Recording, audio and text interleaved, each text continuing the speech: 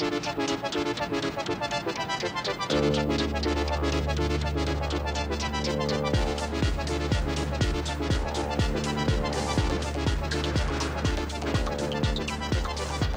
police officers leave the academy for the streets of Chicago in the best condition of their lives, full of strength, full of ideals. Within a short time, many of them develop problems, both of body and mind. On the average, 1 of every 3 officers has serious health problems, ulcers, heart attacks, depression, alcoholism.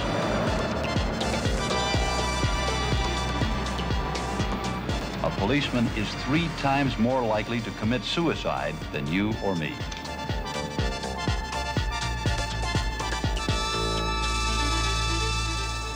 Why? What's happened? We call it stress. These police officers are not alone. Their families suffer too, and the entire community, all of us. I'm Joel Daly. You'll learn why in a moment.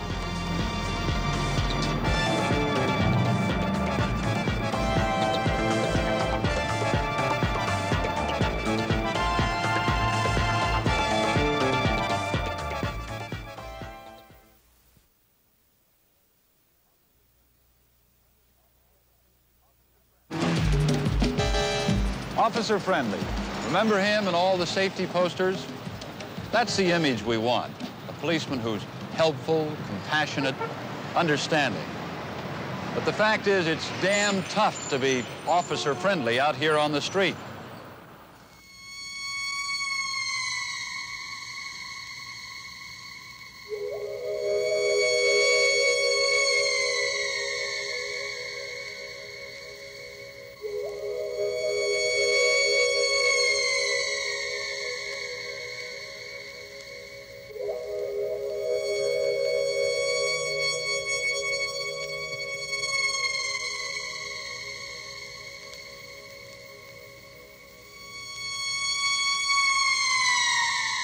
The things that we see day in and day out are just absolutely not seen by other people. We see things that are just absolutely atrocious. Police work is dirty work. A few years ago, Sergeant Patrick Ward received a phone call from 2 patrolmen dispatched to a Coast Guard station. They were assigned to transfer the body of a drowning victim to a hospital for processing. It had been in the water for 6 months. The sergeant gave them this advice. I said, do you have a filter cigarette in your pocket? Yeah. I said, take the filter tip off the cigarette. And I said, put it up both nostrils while you're in and around handling the body. He says, filters, for what?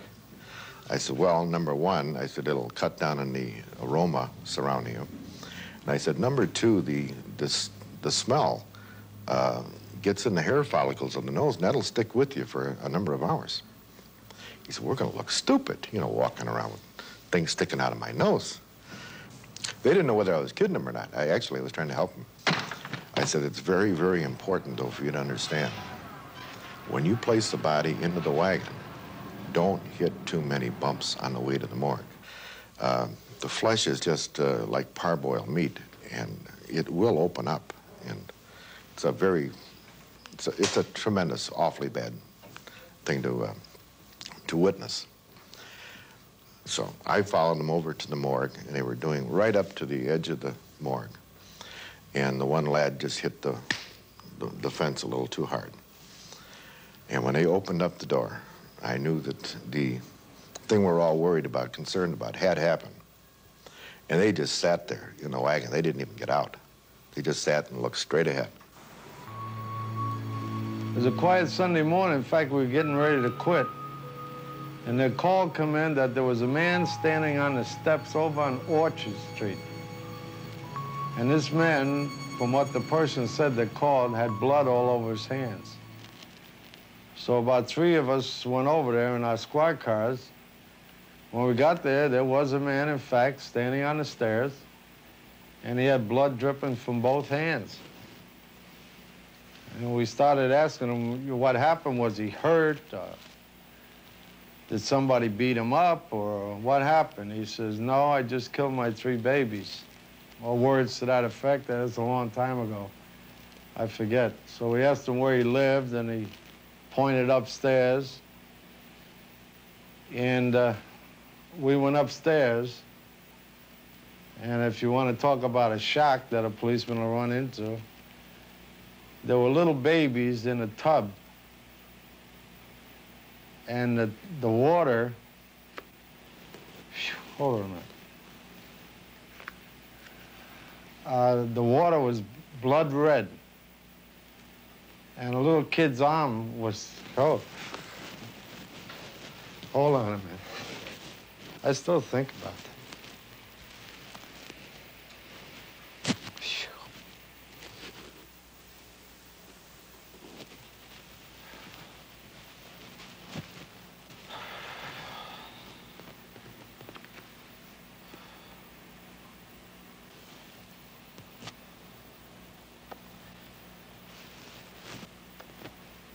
Anyway, he just killed his two little babies. I forget how old they were, 4 or 5 years old.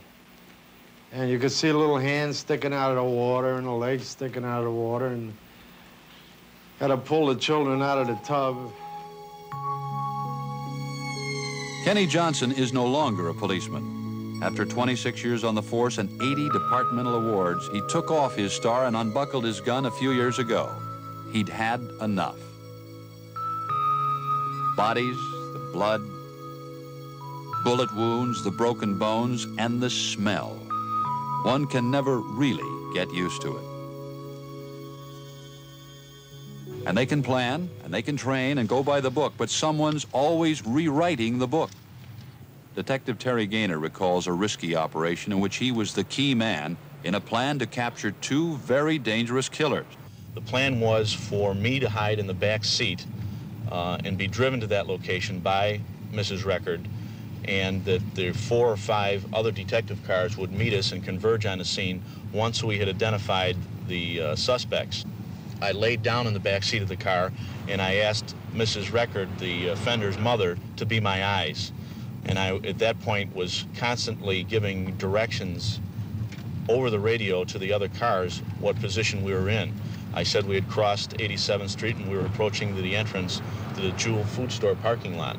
As I pulled in, I kept broadcasting over the radio, but I didn't get any response.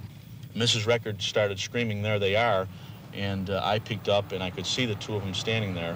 And I was yelling into the radio, "I can see him now, let's move in." And no one responded. At that point, I really knew that I was by myself, and I screamed into the radio, "10-1, police officer needs help. Anybody who's listening on this frequency, please come in." As soon as the car stopped, I got out quickly because I didn't want to get caught in the back seat. I could see both of the murder offenders were standing there. I had the radio in my left hand and a gun in the right, and Mrs. Record was running right in front of me. I was concerned at that time. I knew I was by myself. I looked around quickly, and I couldn't see anybody else here. And at that point, both of them were starting to run. The one fella, Robinson, ran into the store. I wrestled briefly with Renee Record out here, the other offender, and was able to handcuff her to the rack. I knew that the only other way for Robinson to get out of the store was the next exit south of here. I ran that way, and I was still by myself. There wasn't any other police officers around. Just as I got to this exit, the offender came running out these doors and dove under a car that was parked nearby. Coincidentally, 2 policemen had overheard my calls for help, and they too had just pulled up. As I went to one side of the car, the other 2 policemen went to the other side and pulled the offender from the car, and he was placed under arrest. Staring at death, smelling it, barely avoiding it. Not the kind of job that encourages nice dreams or ready smiles. It's the kind of job that changes people, even destroys them. I think seeing the negative aspects of life and the criminal element all the time and death, I think it makes you very callous after a while. No matter how hard you may try to fight it, it's got to affect you that way. It has to make you callous. It has to make you callous just to keep you out here, to keep your own sanity. I remember the first night I ever went on the street when I got out of the academy, and I had my little shiny uniform on and my brand new gun and my hat, and it was real exciting. And the first thing that was said to me when I got in the car with an old-timer was, just remember, kid, it's all bull. Nothing's real and nothing's any good out there. And that's the attitude that can develop, that you begin to be so cynical and so caught up in the fact that people are not what they seem to be, or a lot of people are not what they seem to be, that you don't trust anybody or anything. The only thing you can trust is yourself. Oh, sir, you're going to be arrested for abuse of keeper of a house.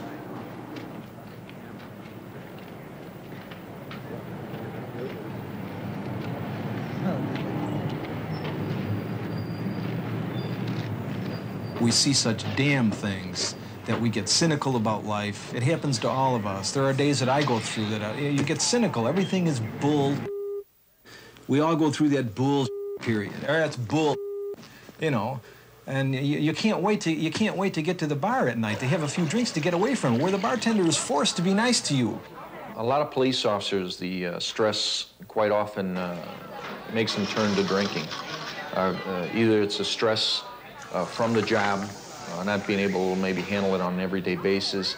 A lot of times it may be stress at home. Maybe the wife can't handle the job. She can't handle the hours. And a combination of two things, a lot of times a police officer may start drinking a little more heavily than he intended to. And before you know it, it becomes an alcoholic problem. You see the worst in people. You never see the best in people. And I think if there was a drinking problem to begin with, I think possibly the job could aggravate it. And it becomes a problem. It becomes a problem to the police department because they start missing work, the hangovers. It makes their personalities change. All the whole gamut that alcohol causes affects us a lot. But I'd say that the big reason why it's a problem with us more so than maybe it might be with undertakers or lawyers or school teachers is the availability of it in the hours we work. And boy, after some nights out there on the street, you want to wind down, and alcohol's a good way. Drinking, getting drunk, dousing their memory with alcohol. It's not every time or every cop, but it's a symptom of a problem. The need to escape, to turn off the world by whatever means available.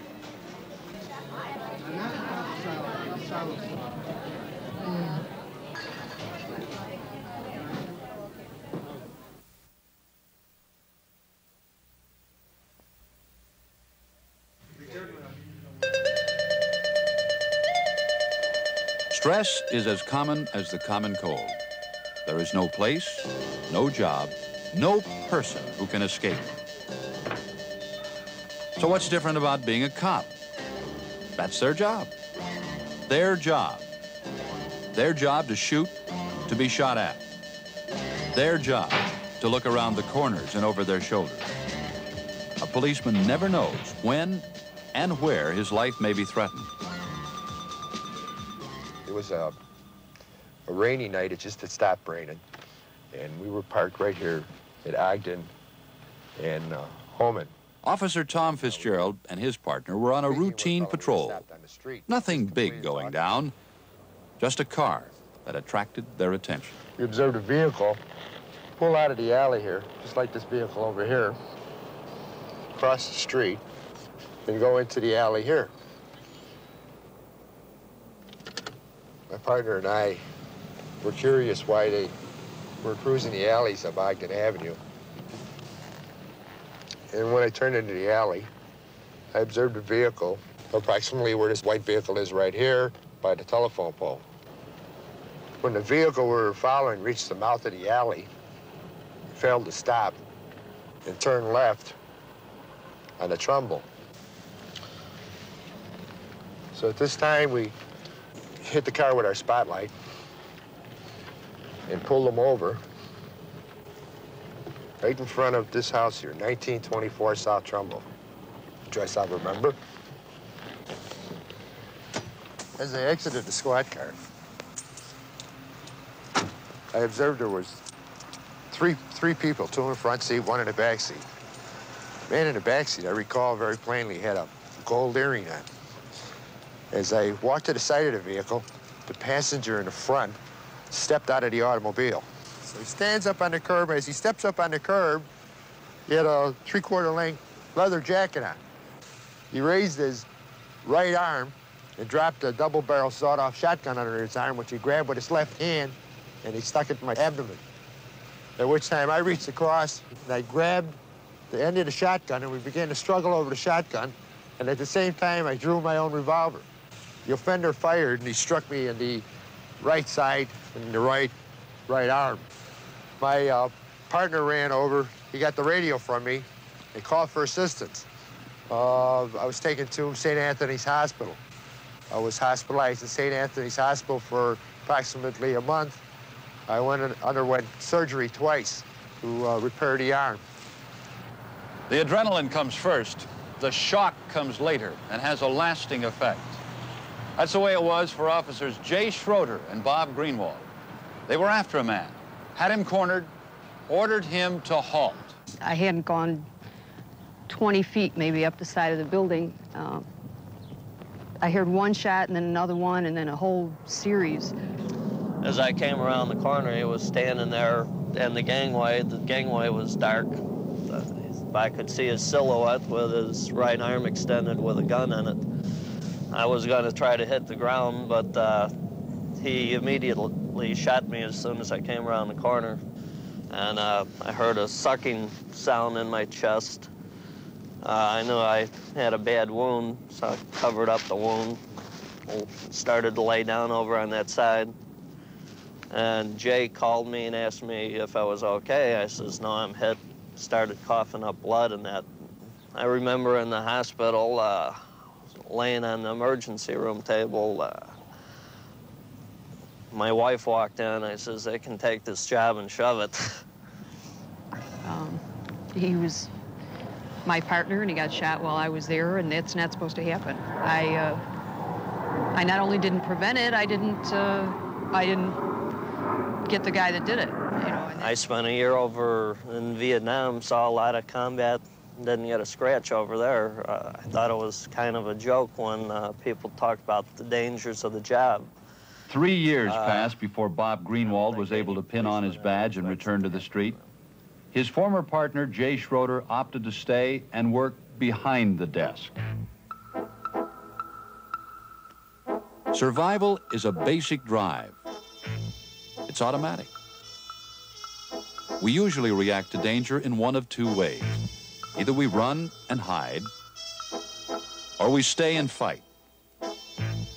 A cop has the same instincts, but he doesn't always have the same choice. Police officers are required, by the nature of their job, to find a third alternative, something in between running away and overpowering it, because there are most often times when that overpowering force is not called for, either lawfully or ethically, morally, however you want to say it. So he has to find something in the middle and deny his instinctive emotional reactions to that situation. Form 2 rings. That elusive something in the middle. Close to the book, that's right. It's like walking a tightrope. One misstep can spell tragedy. If a cop makes a mistake, it could be final. Someone could be crippled or killed for something he didn't do. I was assigned to the 1st District Police Department Tactical Unit. My partner and I were on the pickpocket detail in the subway station at Randolph and State Street on this particular evening. We observed a man jump the turnstile. Halfway down the steps, we were able to catch the man and identify ourselves as policemen. He immediately pushed me down about 10 stairs. Fortunately, I was able to grasp the handrail and hold on to keep from falling all the way down the stairs. In the meantime, the man started to run. He ran back up the stairs, and at that point, we were both in pursuit. I was able to follow the man. I chased the man through Marshall Fields, down Wabash, and to this point right here is where I finally was able to catch up with the suspect. Fortunately for me, there were cars along here. He was on that side of the car, and I was on this side of the car. I ordered the suspect to turn around and face the wall. When he didn't, all he kept saying to me was, I don't have anything. I don't have anything. But the man was facing me. I was on this side of the car, and he had his hand in his pocket, in his suit coat pocket, as he had a gun. I immediately told him, I drew my gun and told him to face the wall and take his hand out of his pocket. He didn't do anything. He just kept repeating to me, I don't have anything, I don't have anything, with a gesture with his hand in his pockets as if he had a gun. So I told him, I said, mister, I'll kill you if you don't face the wall and take your hand out of your pocket. All he kept repeating was, I don't have anything. I don't have anything. At that point, I stationed myself behind the car and again ordered the man to face the wall and take his hand out of his pocket. At that point, he turned around, faced the wall, and took his hands out of his pocket. Fortunately, after that happened, I was able to go up and search the suspect, and I didn't find anything. First rank, prepare for revolver inspection. Inspection, revolver. We had a call that a man with a gun on the street at 63rd and Peoria. We arrived at the scene. He had the gun pointed at the individual. We both got out of the car, told him to drop the weapon. He turned and pointed the weapon at us, and then he turned and ran, and we fired at him, both of us. And in finding out later that the weapon that he had was a toy gun. So what is the reaction that the public would have that I should have done at that particular time? Where you might come into a situation where somebody's yelling out the window, help, officer, I've been robbed, attacked, he just robbed me, he killed my husband, etc., etc. And it's just strictly a verbal thing that you might hear or see, and you see somebody running. You have no idea what this person did, and you try to catch him the best you can physically by pursuing him on foot, etc., etc. You have no idea that you're justified at this time using deadly force because you see no act, and you saw no weapon in the person's hand. A cop takes an oath to serve and protect. But on the street, those are just words. Serving, protecting may mean shooting, even killing. What if it's a mistake? And that fear of making a mistake becomes a burden that causes some people to retire early. They wear the uniform, they go to work, but they avoid getting into most anything they can avoid because then they don't have to worry about making decisions. The mistakes that are made are so stressful because they can deal with life and death. If you make a mistake with a gun, you might have killed somebody and you can never bring him back. Get over here. Right here. Right there. Right your leg. Got him. There have been cases that I remember where the police officer lost the suspect because he had every justification as looking back on it if he would have shot the man. But the indecision and the fact that he wasn't sure whether he was right, he let the guy go. Rather than do something wrong, a policeman may not do anything at all, which means the bad guy goes free, back out here on the streets with you and me. But where does that leave us? Who's going to protect us if the policeman can't or won't? I'll be back.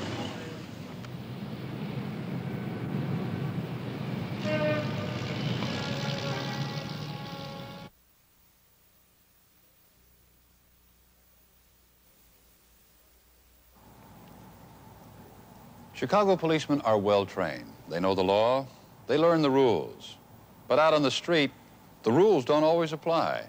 There, the decision is often left up to them. No time to think, to consult, just do it. But what if a cop overreacts? Stand straight and keep your mouth closed. What if someone gets hurt? Keep your hands on the car. When is it reasonable? When is it overreaction? Where does a cop draw the line? Quite often you stop a person in a gun situation, a person has a gun, you get nervous, you get uptight, you get tense. And you don't know what's going on in that cop's mind that day when he goes to work. What are you doing in the alley? This is where they were. Huh? It's a birthday party? No. Birthday party in the alley? No. Give me something with your address. And so his level of tolerance may be a lot lower and or higher depending on how he feels. Or what? Clean them up, dump them out. Sometimes you're just talking loud. Come on, dump them out. Right here. Dump them out. Go. Dump them and put them in the garbage can. Open them up, dump them They're out. not mine. I don't care. You got it. We dump them all out. I'm going to take them all out. You don't want to do it? Dump them out. But they're not my beers. I said do it. Some police officers get, the stress builds up in them so much that when they do make an arrest or something, they may overreact. And this is where you get maybe your brutality beats. A lot of times brutality is from overreaction. And I'll tell you what, you want to get smart? You get smart in the station. You know, your tolerance on certain days it's more than it is on other days.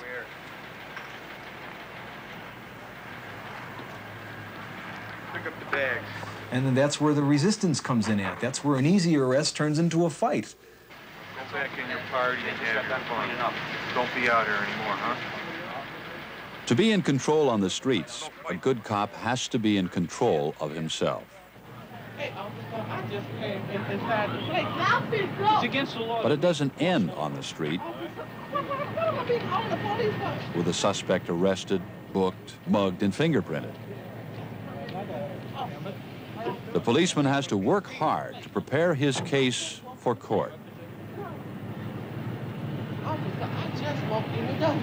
They can tell you the bartender, he said, I just walked in the door. You gave the wrong answer. You said you turn around and, really beat the bush, chase an individual down, work up a good case, you got a good victim, you go to court with all the testimony, you put on a real good case, there's very little evidence against the individual that he didn't commit the crime, and the judge up and gives him probation. 2 weeks later, you're out arresting the same individual for the same crime. You got to remember, every time you go to court, quite often it's on your own time. A lot of officers get a little discouraged. Why should I be going to court on my day off? Or why should I be going to court on my off hours? It's not doing any good. They're throwing it out anyhow. The cases are being tossed. I think it bothers some police officers if an arrestee is let go by the courts.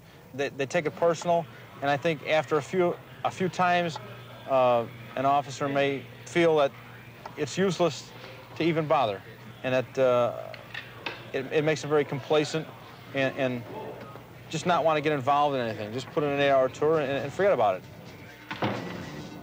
If the policeman gives up or pulls back in frustration, it means the bad guy gets back out on the street, back out there with all of us. We're looking for a guy 25 years old driving a yellow and white Cadillac, like yours. So, I don't think, wrong guy. These plates from back with this Cadillac? Then there's the other extreme, the cop who's always on duty, for whom the day is never done, the job never over. New plates on the phone. Well, most police officers, when they're off duty, always consider themselves as being on duty, because when you're off duty, after you've forgotten about the job or what you think you should forget about the job, you always find yourself doing little things that make you feel you're still at work. While you're driving in your personal car, you'll notice a car go in front of you, and you always take a look at the license plate and notice what color of the car, what year, make, and model of the car. And that's because you've been doing that all day. My husband was a police officer 24 hours a day. There were many times when we would be out in the car, and policemen are trained to be very observant, and all of a sudden he would notice, oh, wait a minute, that's a green 67 Buick convertible. You know, that's the one that was on the hot sheet. Officer Bill Diaz was off duty one day. He had family obligations, driving his wife and 18-month-old son to a doctor, when he noticed a man acting suspiciously. So I proceeded up to the corner of Hood Street, and the black man was walking behind an elderly lady who was pulling a grocery cart behind her.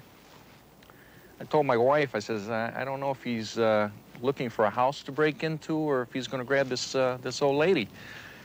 So my wife says to me, she says, boy, I think she's going to grab the old lady. But now the man walks up behind her, and instead of grabbing her, which they normally do, he walks past her to the alley. He gets to the alley, he looks up and down the alley, turns around, looks her right in the eye, comes running at her, grabs her purse, knocks her to the ground, and starts running.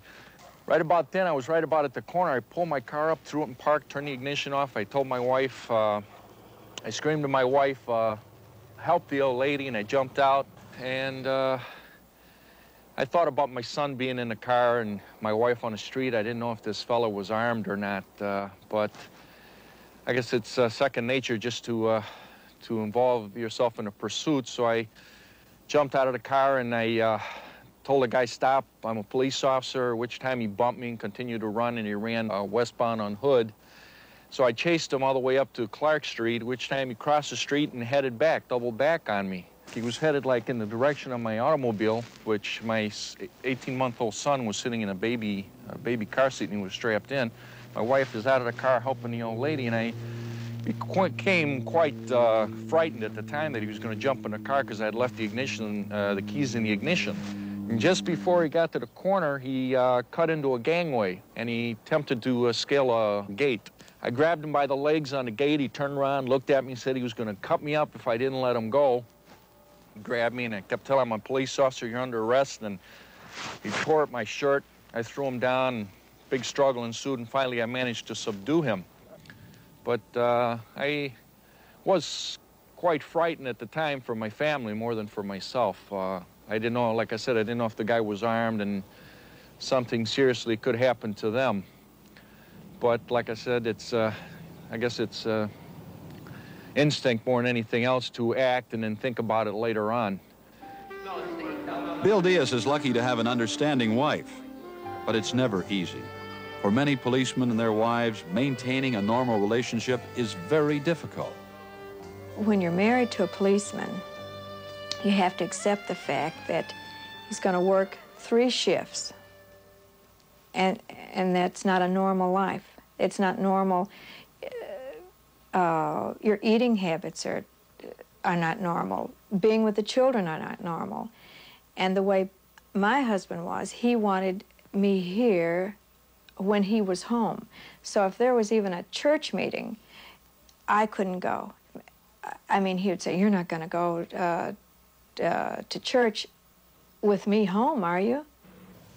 You can't really plan things in advance, you know, with this job here, because something might come up where you have to go to court, or that your days off are canceled because of some situation.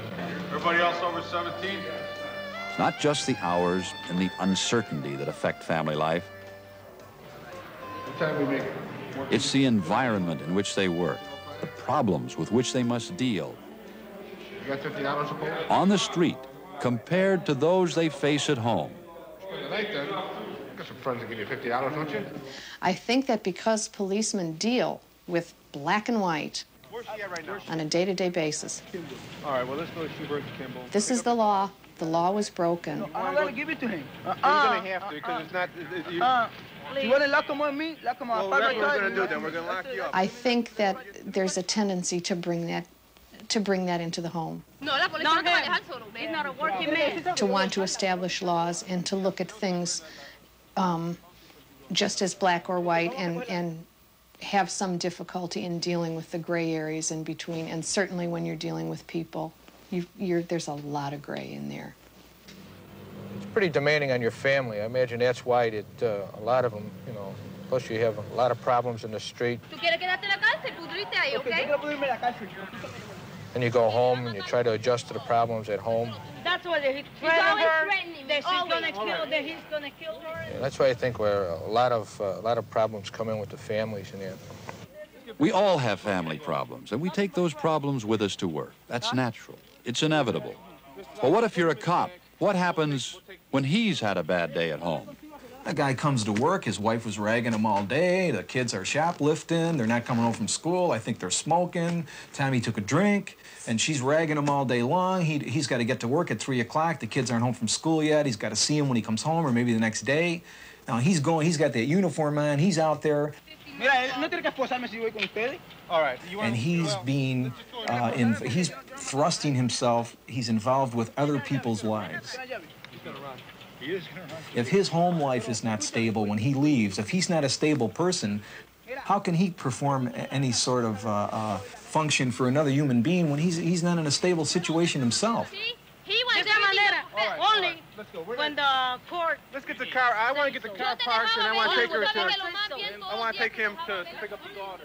In other words, if he stops a traffic violator shortly after a roll call, where normally it would be for a minor violation, he may even give the person a warning. But because he started off so doggone bad in the morning, he may give that guy a ticket just out of releasing some hostility. We'll be back after this. Well, right now, we got to try to get the daughter right now. welfare.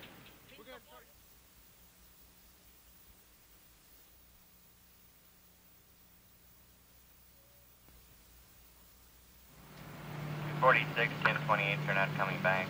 All District 2 cars, we're not getting 27s or 28s back. When we think about police work, we have images of sirens screaming, cars speeding, guns shooting. At the moment, 246, I'm not even getting those. That's what we get from television. The fact is, much of the job is strictly routine.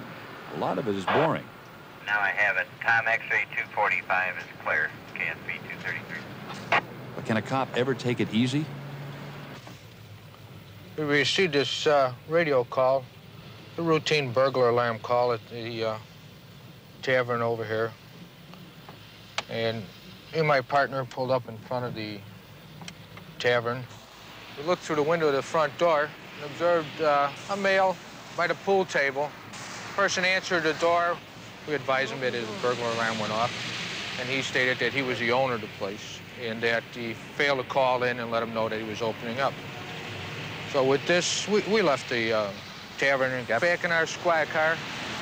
A couple of minutes later, we received a call from the communications room again that, in fact, that we were talking to a man, the hold-up man in the tavern.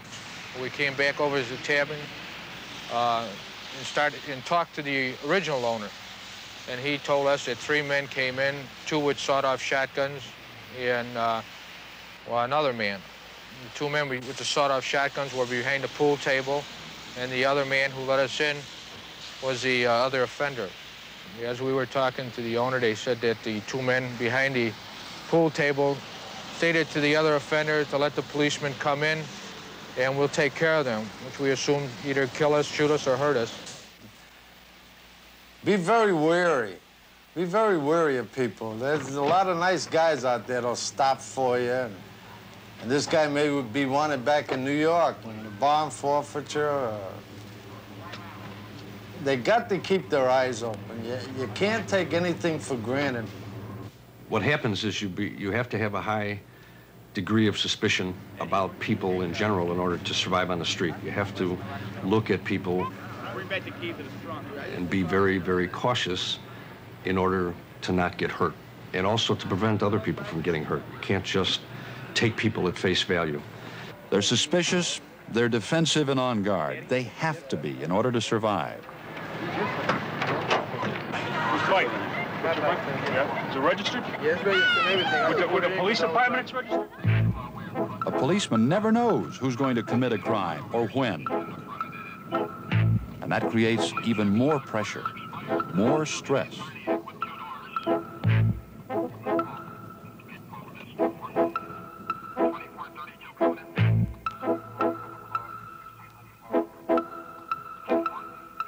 Policemen often feel apart from the rest of us, as if we don't understand them, respect them, or support them. It's a problem of attitude. But let's remember how most of us usually come in contact with a cop. Either in 2 situations. One, where they're a victim of a crime, and you naturally, if not immediately, get where were the police when they needed them, or if they were stopped for a traffic violation. You know, and then the other comment is that all you have to do is give out tickets, or did you get your quota? I remember I was amazed when I put that uniform on and dealt with people on the street the first few months to find out that the uniform automatically meant to some people that I was a brutal fascist pig who stole money and liked to beat people up. And then on the other side, you have people who look upon you as some kind of oppressive force to keep certain elements of society out of their way, to create a system where those people who are deprived by circumstance or by choice out of the political and economic and social mainstream, and you are seen by those people as an oppressive force, and that's what they want to use you for. So you're caught between those images, and none of which relate to you as a human being when you're out there in the job.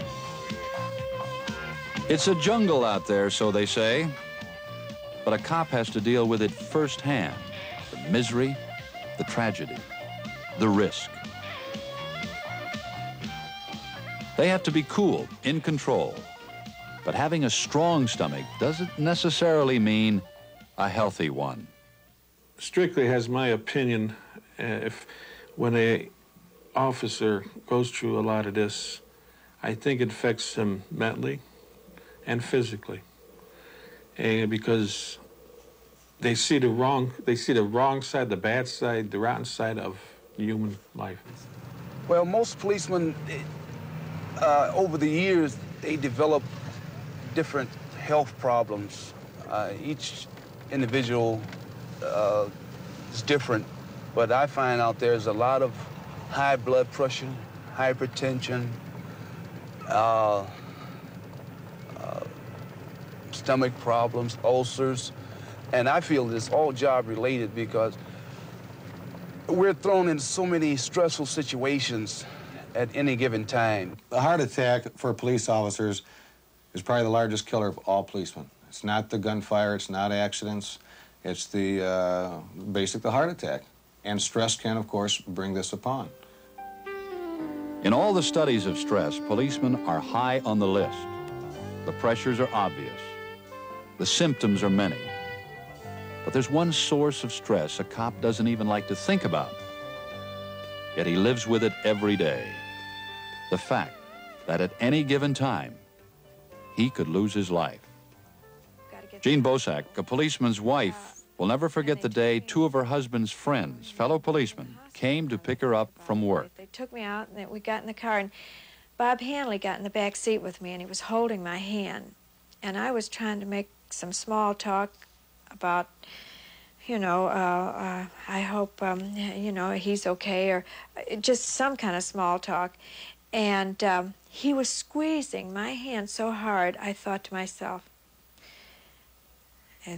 there's something bad wrong, because my hand was hurting, and I didn't say anything, and I thought, no, there's something really, really wrong with Bill. And he was really driving fast, and then we got stopped by a train, and he really got upset, and I thought, oh, no, it's more than an injury.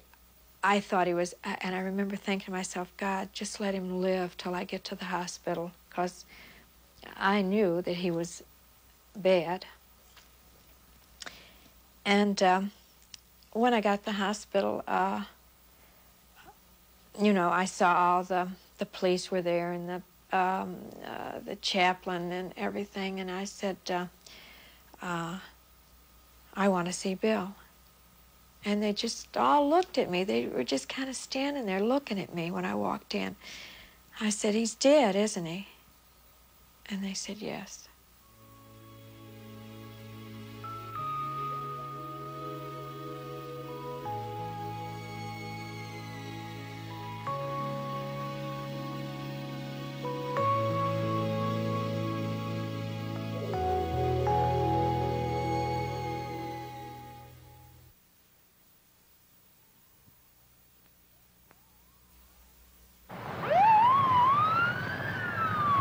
Some experts have counted as many as 33 different sources of stress in police work.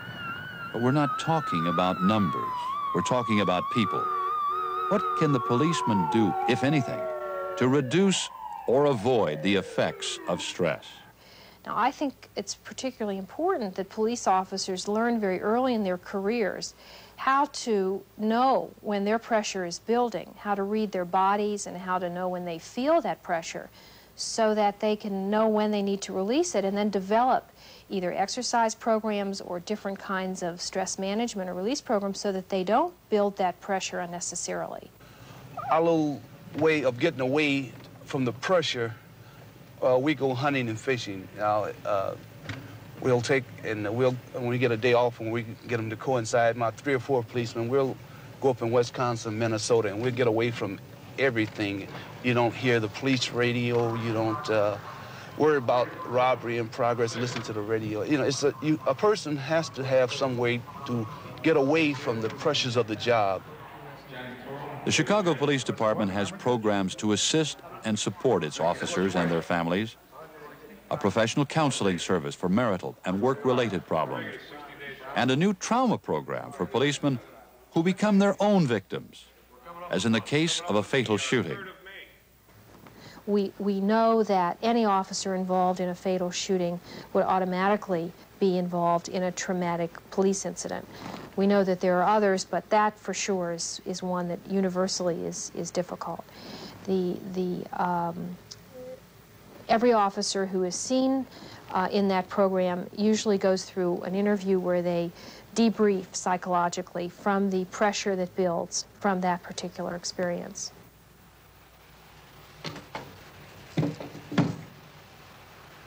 There are programs to train policemen how to deal with life-threatening and life-taking situations. The purpose is to sharpen judgment and reduce the pressure in a shoot, don't shoot situation. Watch the corners here, coming around the corners. We add a little physical calisthenics before they start shooting, get their heart pumped a little bit. They do a little bit of running. Each officer is told that they will confront targets, that he is to fire normally 2 rounds per target he feels should be fired upon. Pick the correct target.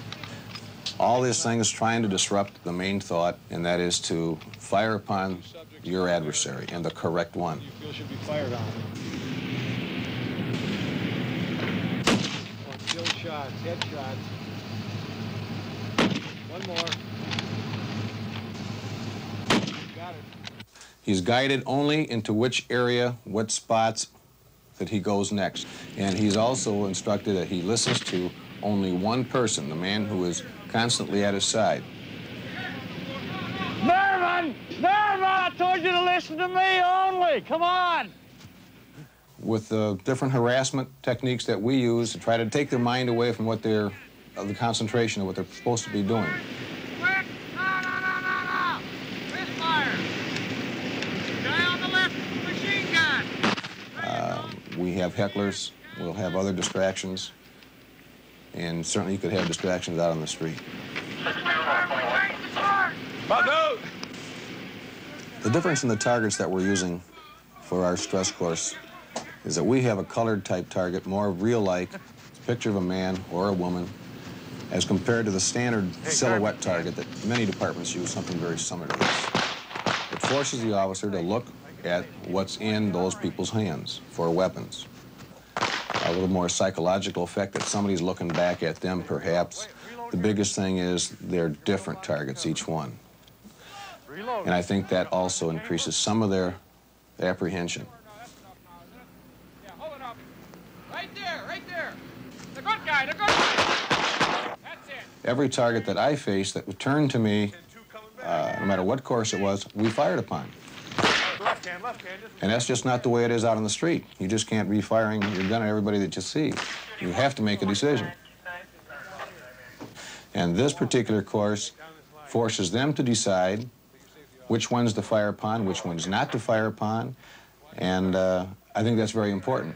Yep, watch these targets. Watch these targets. Hold it right there, that's enough. Take a look, which one? Guy on the left! Just Grover! Got the cop again! The point is, we want them to realize they're going to make mistakes. They're under a tremendous amount of stress in this particular course as compared to all the other courses that they've gone through. As we said in the beginning, everyone faces stress. Every job has its pressures and its problems. But a cop is a special case. He is literally between that proverbial rock and the hard place. And the question we have to ask ourselves is, are we doing enough to support our policemen, to help them survive? In my opinion, there's a tremendous void in terms of real effective care for police officers until they do something terrible. As soon as the copper makes a mistake, as soon as he drinks himself into trouble or is going on to his 4th marriage, or when it becomes severe, then all of a sudden there's all this concern. Good afternoon. But in the meantime, while this poor person is going into those first few years in a job, when all of these stresses are there and all of these new experiences and all of the sheer blood and terror he sees out there, and all the mindless violence. No questions, no problems, make your reliefs, be careful. Everybody just says, well, that's your job. It's your job. It's your job. Just go do it. Just go do it. Write your tickets, lock up those people, do your job. They are engaged in doing a noble thing, and that is working for peace and justice. Now, that can get all out of whack, and that can certainly be abused, and not all police officers would agree with that, but the basic nature of the work of peace and justice is a noble and almost a divine thing.